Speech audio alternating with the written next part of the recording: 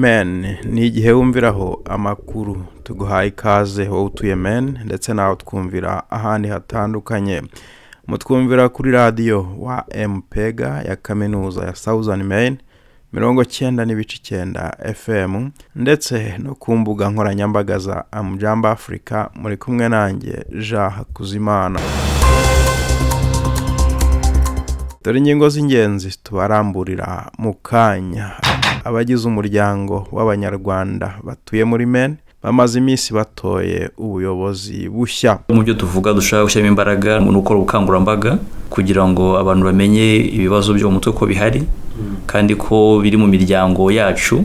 Waruzi ko igikombe cya kawa unyoye muri Burundi Cafe iba hano Poland Maine habamo igice kijya gufasha abahinzi mu Burundi bagahinga ya kawunywa. Nongeye kuganira na Andre uzwi ku izina rya Majoro ambwira uko babikora. Amatora mu mujyi wa Portland ntiyahiriye Payusari wari umaze iminsi yamamariza kuba umuyobozi w'uyu mujyi. Olive Mukahirwa ari kumwe natwe yadukusanyirije avugwa muri Kongo Kinshasa, Sudani, Malawi ndetse no muri Afrika y'Epfo aho Perezida Ramaphosa yasabiye Minisitiri w'Intebe wa Israel Benjamin Netanyahu gushyirirwaho impapuro zimuta muri yombi agendeye ku bwicanyi Israel iri gukorera muri Gaza. Umuganda muri Maine turaganira n'ubuyobozi bw'umuryango umaze iminsi utangije iki gikorwa cy'umuganda muri Maine. Amakuru arambuye ni mukanya. Eka amakuru yacu tuyahere mu bagize umuryango w'abanyarwanda batuye muri Maine aho bamaze iminsi batoye komite nyobozi nshya irangajwe imbere na Landry Kwizera. Landry namusuye ahakorera tuganira ku migabo n'imigambi ya komite ye. Ikaze mu kiganiro WIRIWE MAINE Landry. Nagira ngo nkubaze izi nshingano nshya wazakiriye ute cyangwa se niki cyatumye wumva ko ukwiye kuba wafatiye leadership position? Urakoze, nekereza ko imbere yuko ntorwa ndansanzwe ndi umuturage cyangwa hano muri Maine nitabira ibikorwa byinshi bitandukanye bwategurwa n'abayobozi babakuriye rino huriro ry'abanyarwanda batuye muri Maine. Nari ndi mu bice bitandukanye, nari ndi muri board, hanyuma nza kubona ko nanjye ari umusanzu ushobora gutanga urenzeho nari nasanzwe ntanga. Byongeyeho n'ikize numvaga abantu barangira bambwira ati showa wakwiyamamaje. Nekeza ko nanjye mvuga hari aho nanjye hari icyo nari nakongeraho ku byo bari barabanje. Yeah. So ubu rero amatora araba, ese mwatowe ryari, komite yanyu iteye ite, watunyuriramo muri make? Amatora yabaye ku itariki 23 z'ukwa 9 umwaka turimo 2023. Twatowe turi komite irimo abantu bagera kuri 6. Muvuga imyanya yiyamamarizwaga harimo umwanya wa president, hakazamo umwanya wa vice president, hakazaho secretary, hakazaho treasurer, hakiyongeraho commissioner of youth cyangwa sukuri rubyiruko, hakazamo commissioner ushinzwe gender n'umuryango muri rusange, hakazamo n'undi wa commissioner of communication, hanyuma undi umwanya wiyamamarizwaga wa nyuma ni knowledge and transfer. Ubwo rero iyo niyo komite nkuriye cyangwa se natoreye kuba president wayo. Tukaba tugiye kumara ibyumweru 6 dutowe, hanyuma bikaba nka 5 tubirahiriye cyangwa se habayeho ihererekanya bubasha. Muzakora manda ingana iki?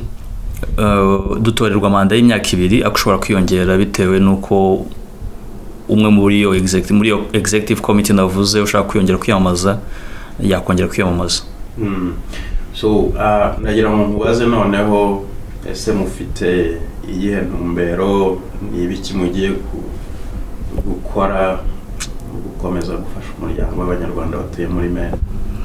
Muri make wenda se filosofi yanjye cyangwa se mpuje n'abandi twatoranywe, nago buri muri araza akazana manda, akazana agenda yiwe, akazana abantu baza akavuga ibyo bazakora mu by'ukuri ugasanga ni ibyiyumviro byiwe. Ariko kimwe nemeranya na equipe turi kumwe nuko tushaka kubanza tukareba se niki gikenewe cyane muri community turimo, aho kugira ngo buri wese azane ibyo yavuga ati nshaka gushyira imbaraga nyinshi.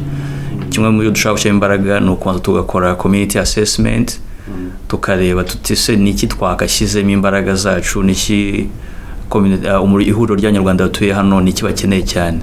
Ariko hakaba harimo n'ibyo natwe tubona bigenda bigaragara kenshi biri kuri liste y'ibyo dushaka gushyiramo imbaraga. Kimwe muri ibyo by'umwihariko wenda nkanjye maze kubivuga inshuro nyinshi, ndekeza ko hari ukubera background yanjye wenda mu kazi cyangwa se kumwuga ndi psychiatric nurse. Ndekeza ko nabiganireho na equipe turi kumwe, buri wese dufite uburyo twagiye dushyira imigabo n'imigambi yacu turayihuza, twirinda kuvuga ngo ibyo kuba agenda yanjye cyangwa se ya vice president, ahubwo tubishyira ngo turebe ikihutirwa cyane. Rero impamvu nabivuze kuri background y'ibyo nakoze cyangwa se nize. Uvuze kuri umuganga w'ibijyanye n'ibyo mu mutwe cyangwa indwara zo mu mutwe. Rero iyo urebye na community yacu ukuntu imeze, usanga cyane cyane mu rubyiruko harimo ikoreshwa ry'ibiyobyabwenge ririmo ragenda ryiyongera, ugasanga harimo bakoresha inzoga ku rwego rwo hejuru, harimo bakoresha ibindi biyobyabwenge bigiye bitandukanye, hakabamo n'izindi ndwara zo mu mutwe tubona mu miryango yacu kose bitewe n'uburyo twakuze cyangwa aho duturuka, ugasanga ntago ari ibintu abantu bihutira kwivuza. Tukabimenya uko byageze kuri byarenye indengakamere bitangiye ku affecting umuntu kuri level yo hejuru, apana we wenyine, ubwo bikatangiye ku affecting umuryango muri rusange. Nekeza rero mu byo tuvuga dushaka gushyiramo imbaraga no gukora ubukangurambaga kugira ngo abantu bamenye ibibazo byo mu mutwe ko bihari kandi ko biri mu miryango yacu, kugira ngo n'uwo barimo afite icyo kibazo atumva ari wenyine, cyangwa se n'umubyeyi wawe ufite nk'umwana urimo guhura n'icyo kibazo yumve ko agomba kumuba hafi, atagomba kubihisha cyangwa amuhishe, ubwo uwo mwana akwiye gukorerwa ubuvugizi cyangwa se yaba ari n'umuntu mukuru, kugira ngo izo ndwara tuzimenye tuzivuze nk'uko dusanzwe twivuza indwara z'umutima se, imvune, umutwe, igifu, nabyo tubimve ko ari ibintu bisanzwe kuko nabyo bifite akamaro. Icyo ni ikintu gikomeye cyane. Nagira ngo tuvuge no ku majyambere asanzwe ibijyanye no kuba diaspora, hari ikintu ikora mu Rwanda cyangwa aho ikomoka, ibyo byo hari icyo ubibonamo? Ibyo byo ni ngombwa kuko wenda nayo nibanje kubuza bwo mu mutwe, icyo ni kimwe, ariko mu bindi bintu dushishikarije dushaka gukoraho, turashaka kugira ngo twubakire imbaraga zikomeye ihuriro riri hano muri Maine. Tuvuge ngo dufite budget, dutegura ibikorwa bigiye bitandukanye, hanyuma ikindi kintu no gukangurira ibikorwa bikorerwa mu Rwanda. Hari nka gahunda barategura irimo kuba mu Rwanda, dushaka gukangurira Abanyarwanda batuye hano, yitwa Ejo Heza yo kwizigamira. Ni igikorwa cyiza gifasha abantu kuba bakwizigamira, kandi mu Rwanda byaratangiye, aho ugasanga ubwitabire bw'abadiaspora bari muri diaspora muri rusange buracyari hasi, kandi nzi ko ari ibintu bishobora kugira akamaro buri munyarwanda wese ndetse n'utuye hanze. Mu by'ukuri hari ubufatanye bwinshi bushobora gukorwa, tukamenya ibikenewe hariya, kandi amafaranga uko yatanga hariya no gufasha igihugu cyatubyaye, aho kugira tuze twihugireho hano usange turi muri bwa buzima bwa buri munsi nawe urabuzi wirirwa wirukanka, ariko turashaka kubyaza umusaruro kuba turi hano mu gihugu giteye imbere, dushobora kuba twakora amafaranga ari hejuru kugira ko icyo byafasha nabo twasize inyuma. Landry, mbwa nagira ngo nkubaze no ku bijyanye n'uburyo tuba hano muri ibi bihugu, usanga umuntu yiherereye ukwe n'undi ukwe, ariko ugasanga imbaraga zo gushyira hamwe kugira ngo abantu batere imbere haracyarimo iki gap cyangwa ingorane. Ese ibyo ngibyo by'ubibona ute muri community ugiye kuyobora muri iyi myaka ibiri iri imbere? Urakoze. Icyo ni ikibazo cyiza kandi kinakomeye, kubera ko nekereza yuko ukurikije background zacu buri wese aba yaragiye yizana ku giti cyiwe, cyangwa se wowe ugize amahirwe akazana n'umuryango we, ndavuga wenda umugabo n'umugore bakazana n'abana babo. Usanga rero akenshi buri famille bifite goals zabo basetinze. Rero iyo ugeze mu gihugu kindi gishyashya utangira gushaka uburyo surviving aho ugeze. Nekereza yuko ari cyo usanga abantu wese yirebaho, nakazi arajya mu kazi, aravayo, arazara umuryango wese, ariko uko dutinda hano nekeza ko ari indi step tuzageraho yo gutangira kubona yuko imbaraga arizo zituma umuntu ava kuri level imwe akagera ku yindi.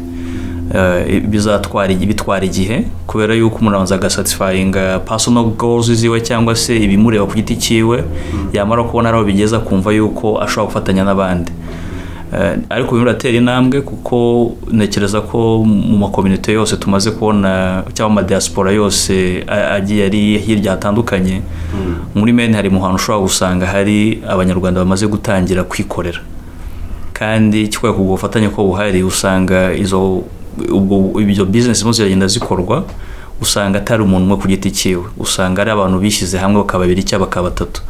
Nekeza ko ari ikimenyetso cyerekana yuko mu buryo bw'iterambere rirambye abantu baragenda bamenya agaciro n'akamaro ko kwishyira hamwe, aho kugira ngo umuntu agende yikore avunike wenyine, akamenya ko hari undi muntu ufite ubundi bushobozi cyangwa undi bumenyi butandukanye n'ubwo afite, kandi bikerekana neza ko ubushakashatsi bwerekana yuko abantu bashyize hamwe bakazana ubumenyi butandukanye bituma barushaho gutera imbere. Ubwo aho nagira ngo nkubaze se ni ayahe mahirwe ya business ubona abantu batangiye gukangukiramo hano muri Maine, ku buryo n'ubyumva bavuga ati nibyo kuko abantu dukwiye gukanguka tugatera imbere, niho ubona abanyarwanda bari gushabika cyane muri iyi minsi ukabona biragenda?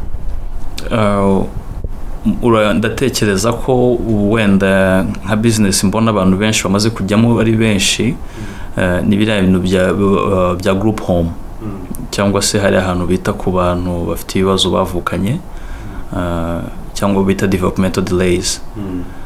Ubwo izindi business nkunda kubona hano nyinshi, hari abari muri transportation, hari abari mu bucuruzi bw'amazu, mu gukodesha amazu, hari abarimo barashyira amafaranga mu ma business yo gukora amasuku, hari abafite amagaraje, hari abamaze kugira ama restaurant, hari abamaze kugira ahantu ho gukorera imyidagaduro atandukanye, ndetse hari n'amastore cyangwa se amabotike menshi acuruza bimwe mu bikorerwa mu Rwanda. Nabyo nekeza ko bitanga isoko mu gihugu, kubera yuko amaproduct usanga abacuruza menshi aba yaranguye mu bihugu byacu byo muri Afrika, mu Rwanda se cyangwa i Burundi n'ahandi hatandukanye. Wagira icyo tubwira imikoranire, uburyo wifuza ko muzajya muhangana n'ibibazo runaka, mbega ukatubwira ku ikipe muzakorana? Urakoze cyane. Nk'uko wari bivuze, buri akazi kose ntabwo wabikora wenyine. Ukuvuga community irimo abantu bagera mu 2500 hafi 3, ntabwo wavanga umuntu umwe ni ugiye kwikora ibibazo by'abanyarwanda batuye muri Maine cyangwa se ngo bizeze ibintu by'igitangaza. Ariko ni umugisha kubera yuko ntabwo natowe njyenyine, natoranye na equipe irimo abantu bashoboye, kuva kuri secretary wenda sinaje navuga amazina yose, ariko kugera kuva kuri vice president naho twashyizemo gender, kugera kuri aba commissioners bose. Nekereza yuko kimwe mu bintu bimpereza icyizere ko tuzakorana neza n'abantu bamwe twasanzwe tuziranye kandi bafite umutima wo gukunda community. Nagira mwibutse ko iyi myanya yose ko ari 8 nta numwe uhemberwa. Nyuma y'ubuzima rero bw'abantu baba bari busy hano bwo kwiteza imbere, kwita ku miryango yacu, iyo umuntu afashwe umwanya akavuga ati ngiye kujya nanjye umusanzu nanga muri community, nuko aba yabitekerejeho. Ndashimye rero aba turi kumwe ko nabo bemeye ko twaza tugashyira imbaraga hamwe. Ni equipe nziza, dukorana neza, rimwe mu cyumweru turavugana, kandi turagerageza ku buryo twakubaka ubuvandimwe, ku buryo dufashanya buri wese mu nshingano ziwe. Tuye muri Maine umenyereye kunyura kuri Burundi Cafe ukanywa kawa cyangwa se ukahagura ibindi byiganjemo amafunguro. Wari uzi ko igikombe cya kawa uhanyoye ayo wishyuye hava hamwe asubira mu Burundi gufasha abahinzi kurima kawa yujuje ubuziranenge izagaruka gucuruzwa muri Maine? Andre uzwi ku izina rya Majoro ni nyiri Burundi Cafe, avuga ko basubiye ku musozi aho bavukiye gufasha abahinzi guhinga kawa, ndetse harimo no kubaha imbabazi kuko ubwo bahavaga mu myaka yatambutse bari bahunze. Andre turi kumwe mu kiganiro, reka tumwumve. Twebwe twagize umugambi wo gusubira iwacu aho twavuye, tukagenda kuraba abo twasize n'ibyo twasize.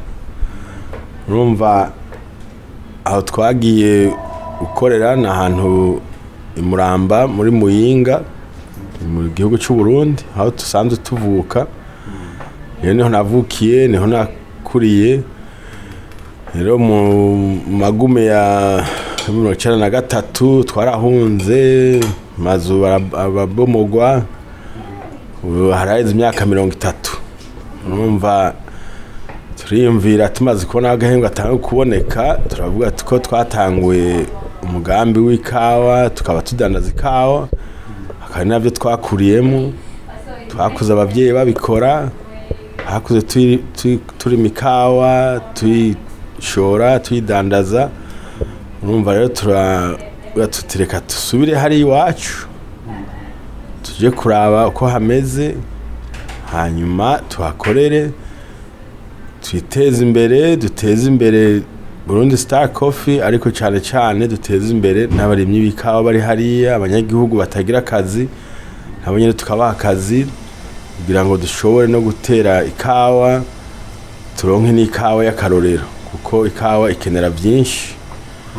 Nico gituma umva haboneka harimo kujisubira iwacu, tujanye urukundo no kubabariranira, kugira ngo bose babone ko ibyabaye turacari abantu dufite ubuntu, kandi twifuza ko tubana neza, hanyuma n'abandi bagafasha bakarorero. Yego, none ubu mufiteyo ibikorwa bimeze bite? Mwararimye bimeze bite? Waduha ishusho y'ibiri ku mutumba. Ubu ibintu ko bimeze, twaragiye turatanguza igikorwa cyo gutera ikawa, twaragiye mu kwezi k'8. Ubu rero barahejeje kurima, hanyuma uno munsi nyine tuvugana bateye ibiti 5,000 by'ikawa. Ariko umugambi nuko tuzoshikana ibiti 15,000 muri ico gice c'Imuramba, tukazobana tugira n'ahandi, uko Ingozi hoho aho Madame wanje sinavuka, aho twatanga gutera heza imyaka hafi 3. Yego, intumbero mufite ni ugutera nk'ibiti bingahe mu Burundi, ku buryo muvuga muti ibi ngibi bizajya bidufasha kuba twacuruza ikawa hano ku ruhande rwa Amerika kandi ivuye iwacu? Twifuza gutera ikawa nyinshi ishoboka, bivanye n'uburyo tuzoba dufise, kugira ngo tuze turagenda twereke abo ngaha muri Amerika ko ibyo gutera ikawa navyo nyine bishoboka, ko tuyidandaza tuyikuye i Burundi, ariko ubu hano tukazoshobora no kudandaza iyo tukuye mu mirima yacu y'ikawa, niyo dukuye mu makoperative ari iruhande yacu, makoperative y'abagore, makoperative y'abahoze bari mu ntambara. Abo n'abantu bose tuzokorana, kandi dushaka no kwereka akarorero ukuntu barimo ikawa nziza, ikorewe neza, isasiwe neza kandi ikingiye. Ikindi naco konyene twavuze ko dushaka gusubira iwacu, tusubira nyuma urukundo no kubariranira, no kugira ngo dushobore kubona ko nabo bantu basigaye hariya nabo nyine batosigara inyuma, niyo kawa turi kurema nabo nyine bayishikirwe, bashobore gukora akazi, ariko niyo wabo ikawa yabo na nyine dushobore kubafasha kugira ngo igiciro cy'ikawa naco nyine kibe igiciro ciza, tubicishije mu kurima ikawa nziza kandi tukabasha no kugiciro ciza. Aho wabisobanura neza? Ikigoye nuko umva ibiciro bishingwa na leta, ariko batanga kuduza ibiciro. Ubu umwaka uheze igiciro kilo c'ikawa cyari ku 2,280, ariko leta iriko yamiriza abantu benshi ko borima, abantu bakoremeza abantu benshi ko borima ikawa. Ubu ariko leta iriko yashiramo umugambi wo kurima ikawa, abantu benshi basubire mu gutera ikawa, ariko twebwe ico dukora no kubafasha mu kugira badukorere, niyo bariko bararima tukabahemba amafaranga meza, ariko tukifuza nuko mu minsi iza bazotagurisha ikawa de qualité donc ico 1808 kanaduga iyo ari ya karite tukabaha ico bita bonus abarimye ikawa nziza bashe gukora neza uko nko mu miseze dusubiye inyuma abatanga gukora iwacu mirima iwacu ari Ngozi amafamiye abiri yaronse inka ifamiye imwe yose yaronse inka zo zirabafasha no twifuza ko tuzobana yatugura inka duha abo barimyi duhimiriza n'abandi gukora nk'abo bandi kugira babandanye batera imbere natwe dushobore kuronka ikawa nziza. Amatora mu mujyi wa Portland ntiyahiriye Pius ari wari umaze iminsi yamamariza kuba umuyobozi w'umujyi wa Portland. Aya matora yabaye tariki 7 z'ukwa 11 yari yitezwemo ko ashobora gusiga Portland iyobowe n'umwimukira umwirabura kandi w'umuyisilamu. Byari kuba ari ubwa mbere bibaye mu mateka, gusa siko byarangiye kuko Pius umenyerewe cyane mu bimukira yarangiye ari ku mwanya wa gatatu ni nyuma ya Andrew Zaro. Bombi batsindwa na Mark Dion umaze igihe muri politike. Mark Dion yabaye mu nteko ya Maine nk'umudepite ndetse abasenateri, akaba yarabaye na sherifu mu myaka yo hambere. Dion avuga ku kibazo cy'abimukira bakunze kuza bagana Portland, yavuze ko iki kibazo gikwiye gukemurwa na state cyangwa se leta ya Maine atari umujyi wa Portland ugomba kukikorera. Pius avuga ko azakomeza ibikorwa bya politike no gufasha abatuye Portland. Abayobozi b'imiryango y'abimukira nka Maridoshe Mbongi uyobora umuryango w'abakomoka muri Repubulika Iharanira Demokarasi ya Kongo avuga ko abimukira bakwiye kwikubita agashyi bakajya bitabira ibikorwa by'amatora kugira ngo bagire uruhare mu gutora abazabayobora. Naho mu rusobe rw'inyungurabumenyi muri iki kiganiro turabaganiriza ibibazo ukwiye kubaza ushinzwe inguzanyo mu gihe ushaka kuguza yaba inguzanyo yo kugura imodoka nshya, gusana inzu cyangwa gutangiza ubucuruzi bwawe. Guhitamo abuguza ndetse n'inguzanyo igukwiye ni ingenzi. Ni ngombwa cyane kubaza ibibazo bikwiye igihe uhuye n'abashaka kukuguriza. Dore bimwe mu byo ukwiye kubaza by'ingenzi mu gihe ukeneye inguzanyo. Icyambere, ese ni ihe nguzanyo ijyanye n'umufuka wawe? Ni byiza guhitamo inguzanyo igukwiriye bijyana n'uburyo uzoroherwa mu kwishyura bitagushyizeho igitutu. Buri bwoko bw'inguzanyo habiye umuntu ku giti cye, inguzanyo yo kugura inzu, imodoka cyangwa gutangiza ubucuruzi zose zigira amabwiriza n'inshingano ubusabwa kuzuza, inyungu ku nguzanyo ndetse n'igihe cyo kwishyura.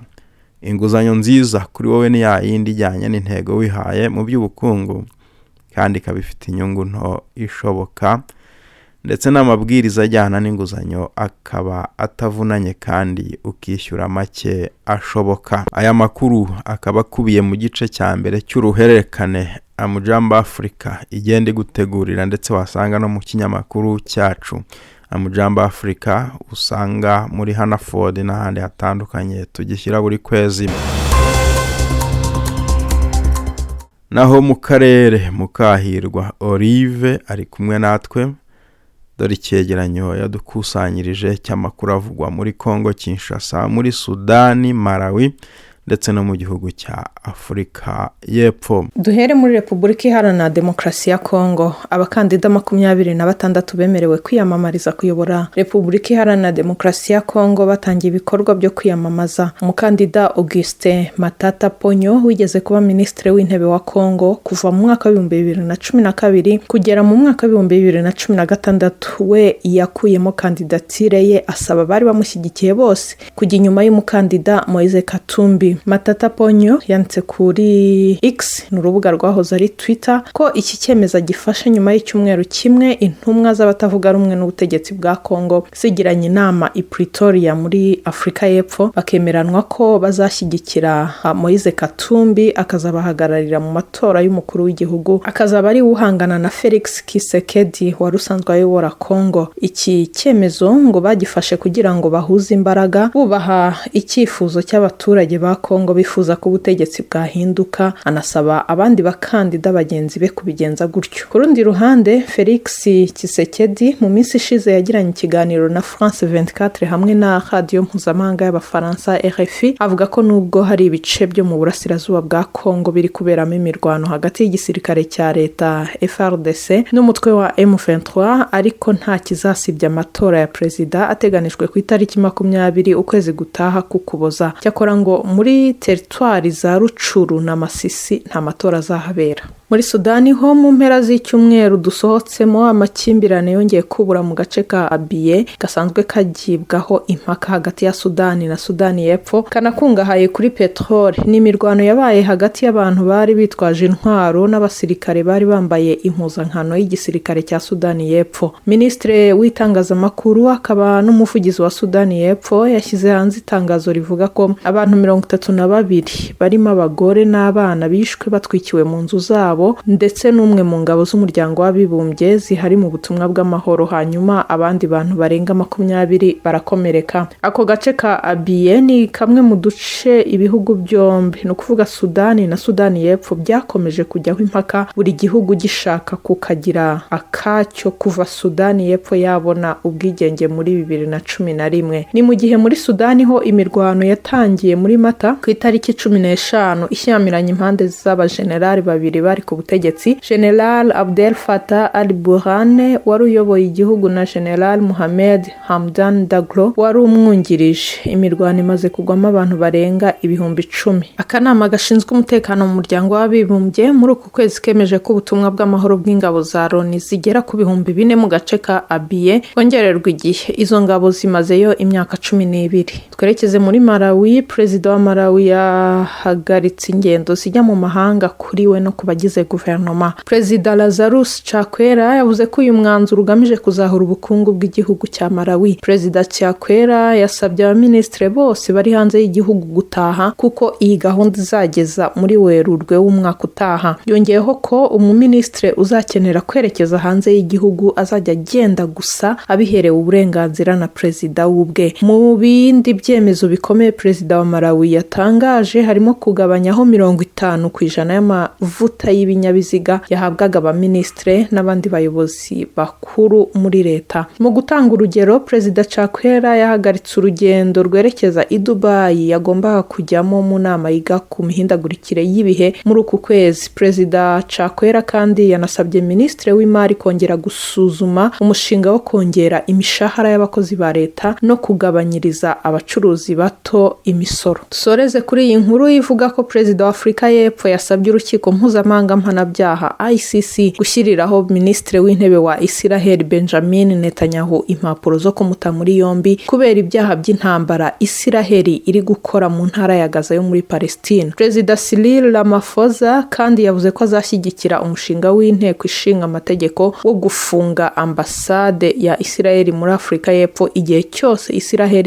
idahagaritse ibi byaha by'ubwicanyi iri gukorera inzirakarengane zo muri Gaza. Kuva ku itariki 7 Ukwakira, abantu barenga 13,300 barimo abana 5,500 nibo bamaze kumenyekana ko baguye mu bitero bya Israel kuri Gaza. Muri Israel ho ibitero bya Hamas byahishe abantu 1,200. Umuryango w'abibumbye watangaje ko abantu bagera kuri 1,700,000 mu baturage 2,400,000 bari basanzwe batuye muri Gaza bakuwe mu byabo n'intambara kuva ku itariki ya 9 Ukwakira.